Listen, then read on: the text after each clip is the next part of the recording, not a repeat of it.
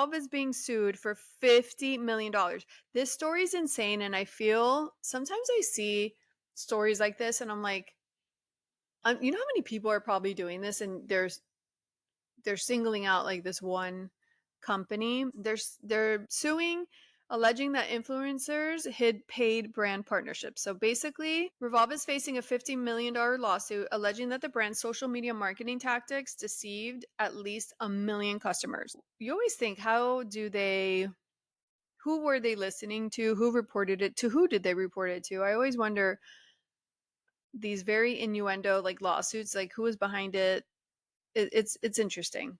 So it says for many years, Revolve used its position payments and free merchandise to entice influencers to endorse and promote its products while failing to disclose any material relationship with the brand. One of the plaintiffs said if she had known that the influencers were being paid to post, she would not have purchased the Revolve products at the prices she paid, which at times were 10 to 40% higher than those of other retailers. So basically, she's saying she was influenced by an influencer to purchase something that she thought the influencer genuinely liked without an endorsement.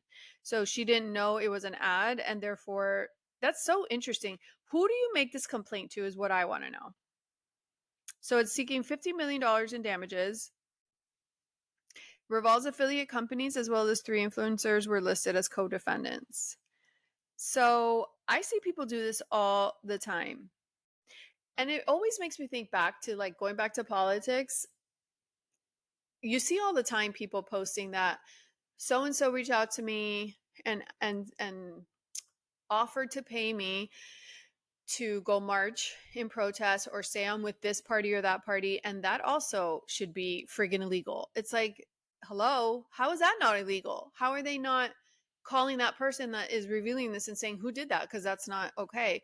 I feel like there's so many things like that that are the same type of thing. They're not disclosing that they're paying people to do it, and then they should also be sued or shut down or whatever.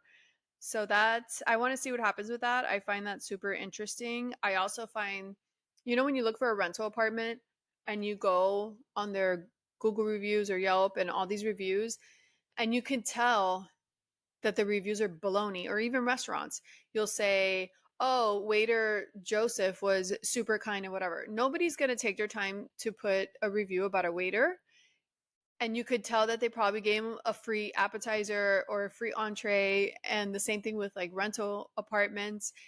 I've seen them even say, when I'm looking at different buildings, they'll say, oh, the maintenance guy was so sweet, or it was really nice the way they walked us around and showed us the apartments. That's not a review. You don't live in that building. Showing you an apartment is not an actual review. They should crack down on that too. I feel like there's so much of that